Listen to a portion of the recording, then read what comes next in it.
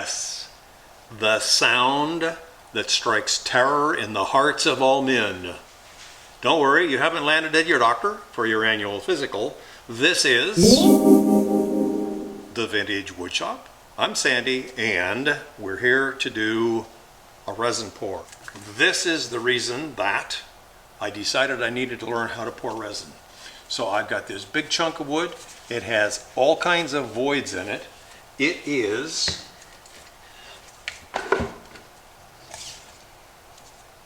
4.5 inches deep, and I turned it to fit a bucket. So it is 8 3/4 inches in diameter at the top. I do have a concern. It's a little bit cold here today. Here in sunny California, we got maybe 14, 16 inches of snow. No, 14, 16 inches of sunshine today. It got real cool. It got down to about 50, maybe 52. So God bless y'all in the Midwest that are freezing your parts. These are the choices of colors that I've got. I've used a few of these, specifically the copper, and the copper with this wood was a combination I did not like. I think I'm going to go with these 4. So let's get on with getting the resin in the pot.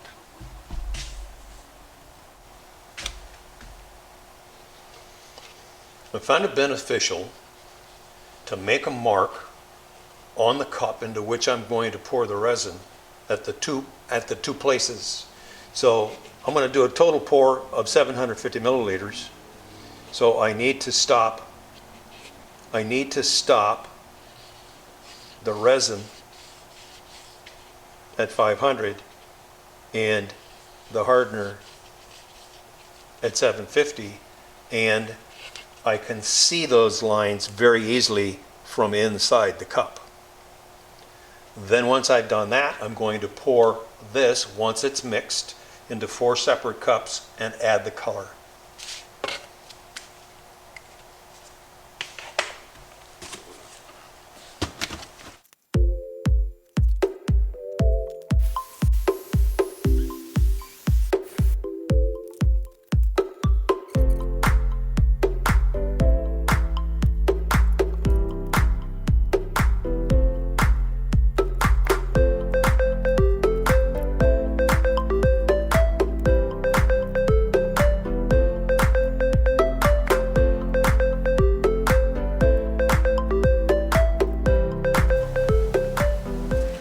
As I'm working, I'm checking the temperature of each of these cups,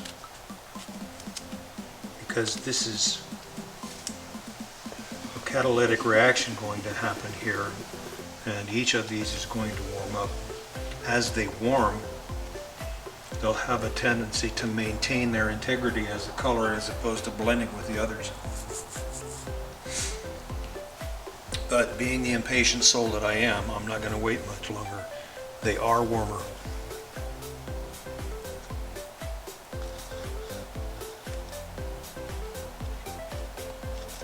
Get an idea of how translucent the colors are going to be.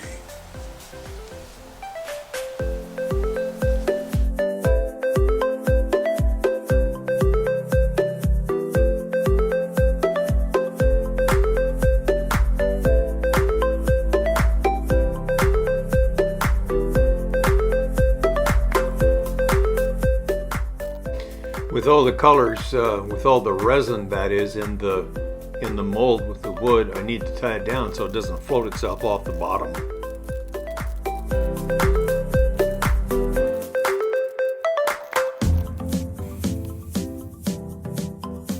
Through the magic of video, 24 hours have passed and we can pop it out of the pot.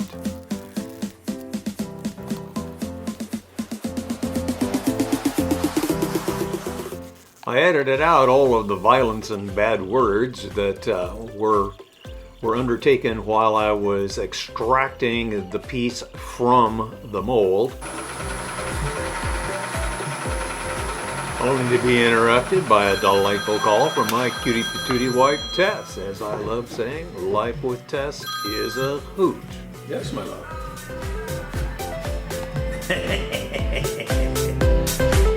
Oh, really?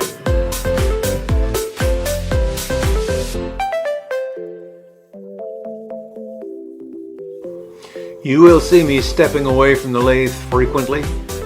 You will see me changing tools frequently because this material dulls the tools extraordinarily rapidly. Note in the lower right hand corner of the screen that the CVN wheels on my grinder are still spinning.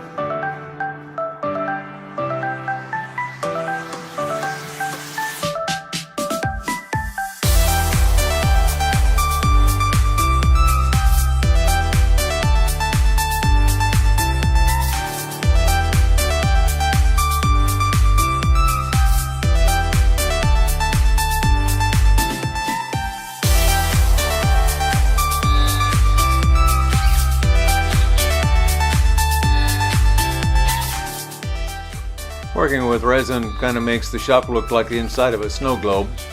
Does a pretty messy job of things. But through the magic of video, I go from dirty shop to clean shop.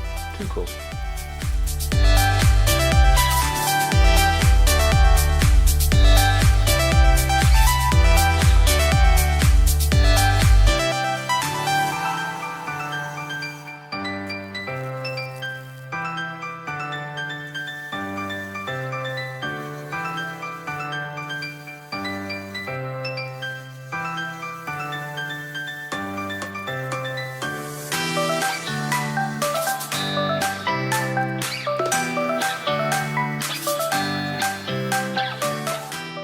I dropped the video out of warp speed to describe to you the process I'm going through here.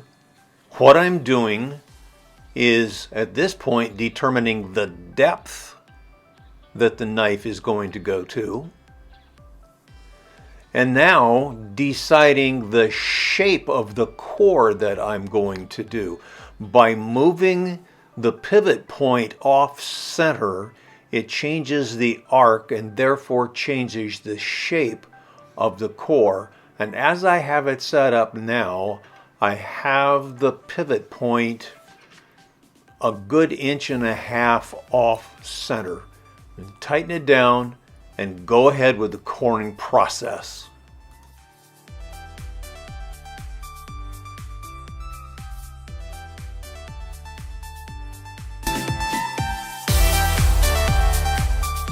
One aspect of the one-way design is true genius. The handle is constructed in such a way that it allows to mount tailstock extensions so that I can keep the live center engaged for safety purposes. You will also watch, there's number one. I had to pull off that quickly the cutter and resharpen it, which I had to ultimately do 2 more times because it would cut 1 inch and start chattering so badly and just creating dust. Extremely hard on the tools, this wood.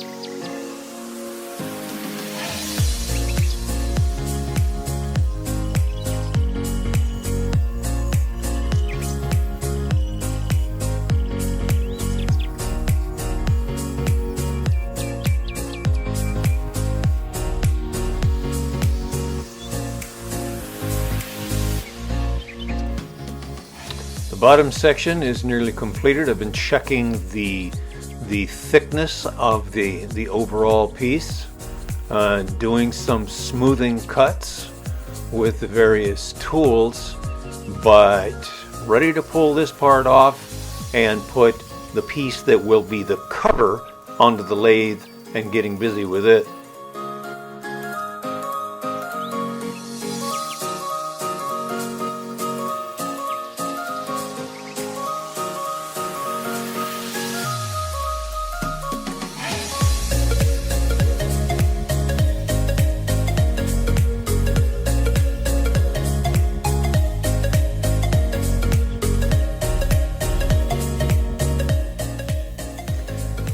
Getting the cover fully roughed out here, it's nearly ready to be pulled off so I can work on the other piece again.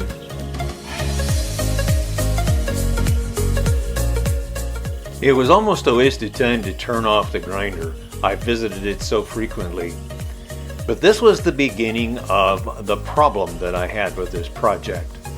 I had gotten the walls down to the point where I had them as thin as I wanted them, but I kind of shot myself in the foot because they got too thin and very brittle. As I was turning them, no matter how sharp my tools were, the wood itself was shattering in places as well as the resin. So here I'm taking a band clamp and reinforcing those areas in the bowl that were having problems with CA glue.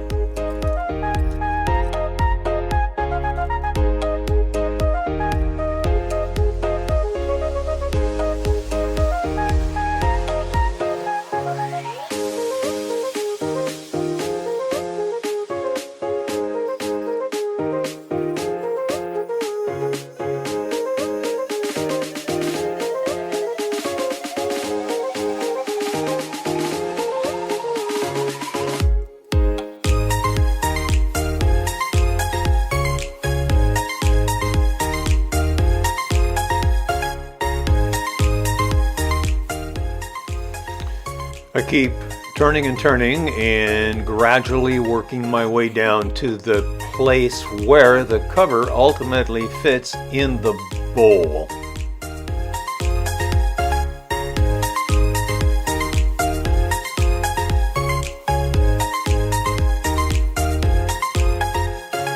Three, two, one.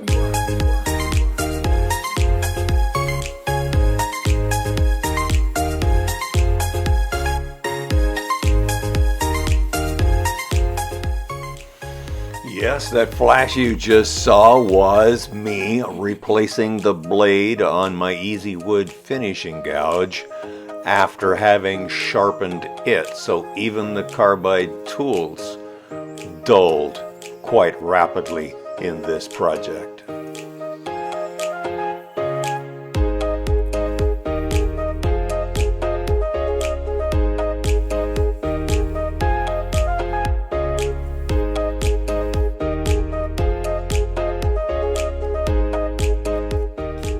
I got to the point where it does fit, but turning away more wood reveals more flaws, and we break out the 5-minute epoxy, get the thing mounted onto my jumbo jaws, and get ready to clean the epoxy off of the cover.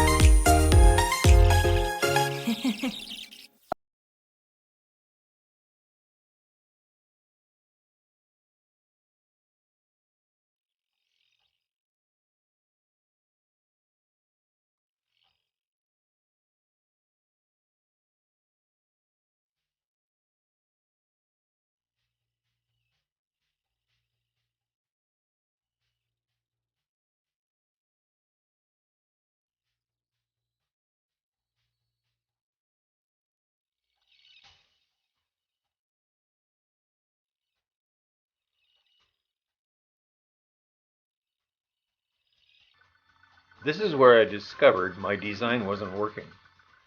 What I wanted to do was have the cover reproduce the curve that I had established on the bowl, but there wasn't enough wood there.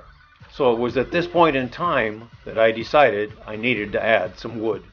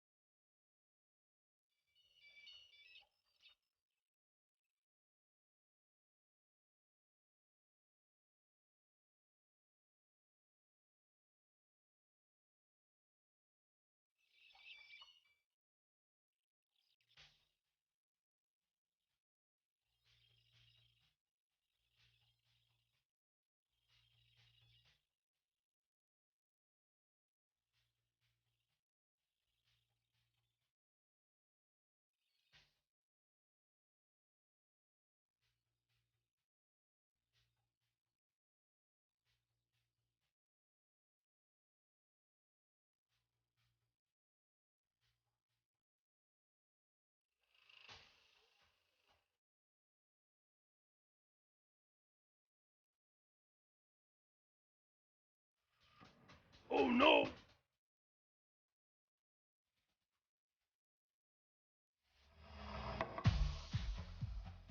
Yep, I just went and peeled the tenon right off the bottom of that puppy. So, nothing more to do than to carry on with style.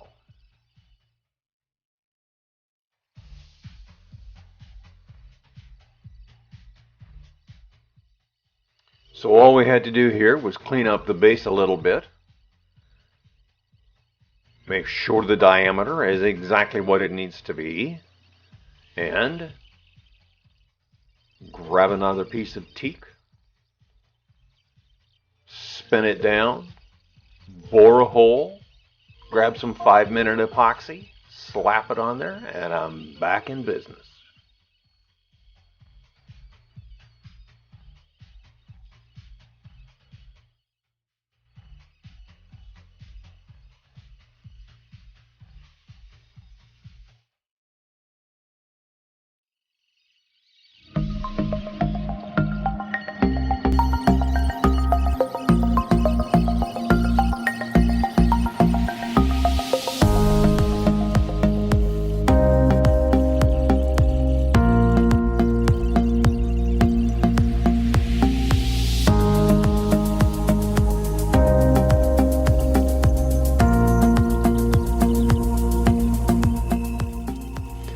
Now I can finally get back to the piece of black walnut that got hung up and caused the tenon to get peeled off the bottom of the bowl. This piece of black walnut is what has now become the third of 5 components of this project, and was necessitated by the fact I did not like the way my design was going, in that I couldn't get the curve consistent on the approaching the spherical shape that I wanted in my design.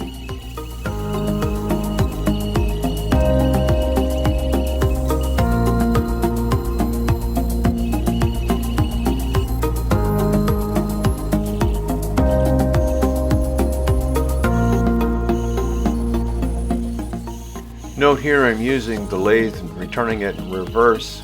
Makes it much easier to reach, easier to see, and therefore a lot safer to work.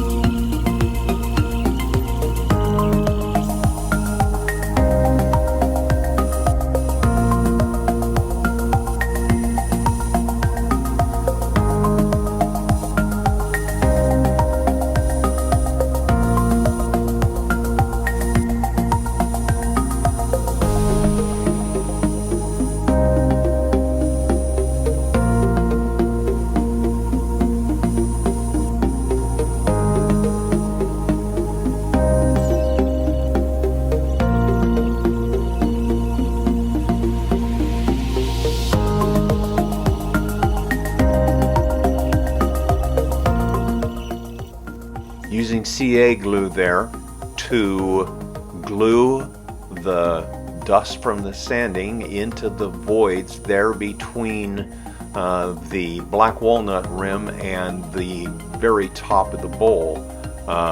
Very repetitious until it all gets filled up correctly.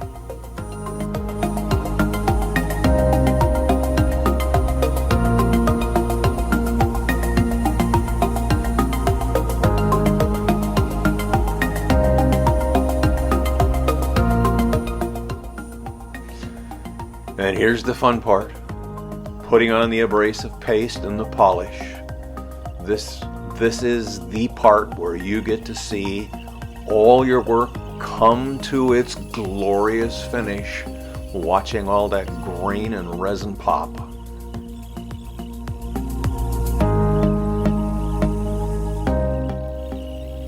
So now it's time to turn what is the fourth component of this project.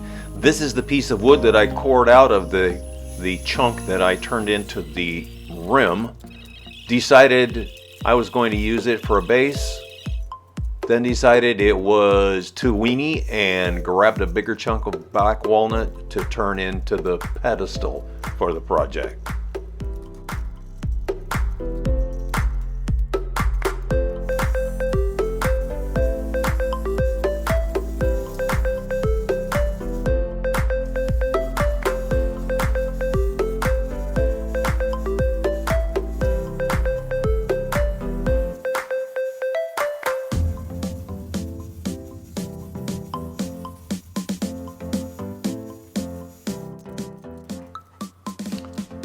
Here's some more CA glue coming to the rescue for that crack that revealed itself deep down inside the piece that's going to be the pedestal.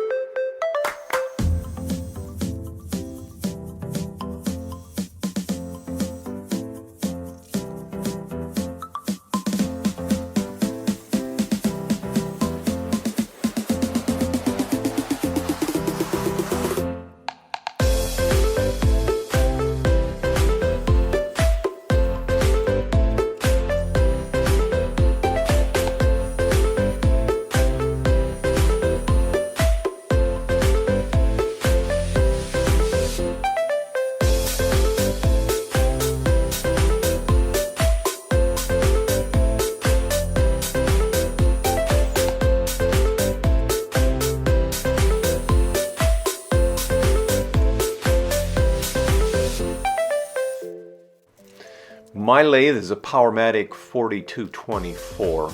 One of the reasons I decided to purchase this lathe was it had the built-in ability to use the vacuum chuck. Makes it very easy, and the vacuum chuck I have used so many times. It just comes in so very handy.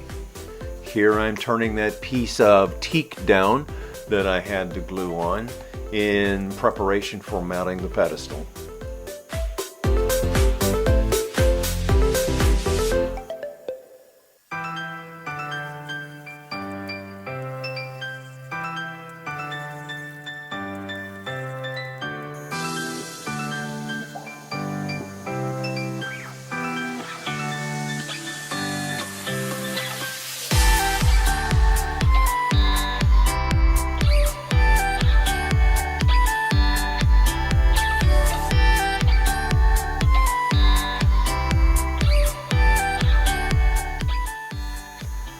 At several points in this video, you've seen me using acetone to wipe down the area that I'm getting ready to glue. That's due to the fact that teak is an extremely oily wood, and you need to get the oil off the surface in order for the glue to adhere securely.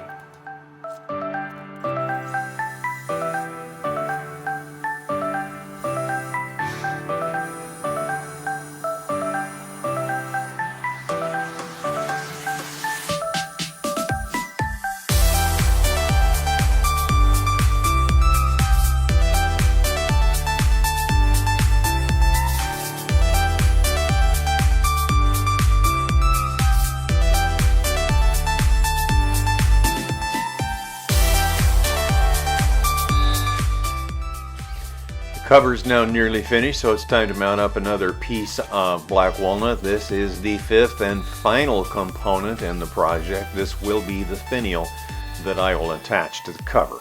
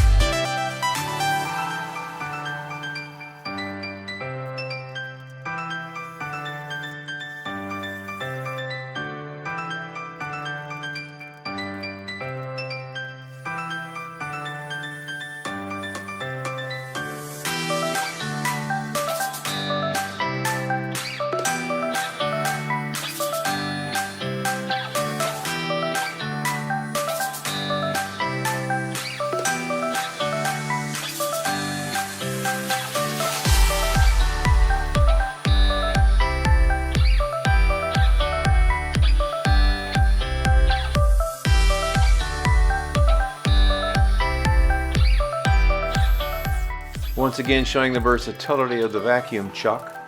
I can mount this nearly finished piece on it and remove it when I finish working on it, and there will be absolutely no evidence of it having been mounted at all.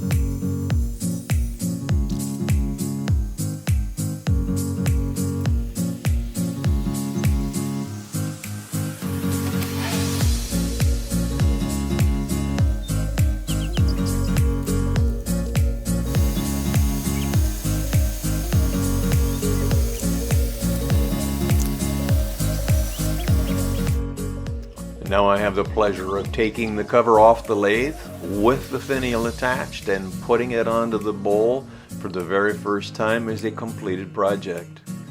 And I can't help but look at that piece of wood in my hand right there and remember that I cored that piece of wood out of what is now the bowl and saved that beautiful piece of wood that would have been shavings on the shop floor if it weren't for that coring tool.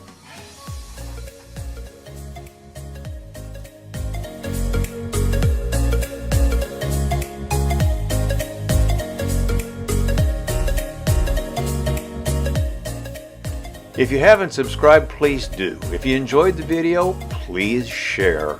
And until next time, strap on that tool belt, get that piece of wood, and go find the beauty Mother Nature put in there for you.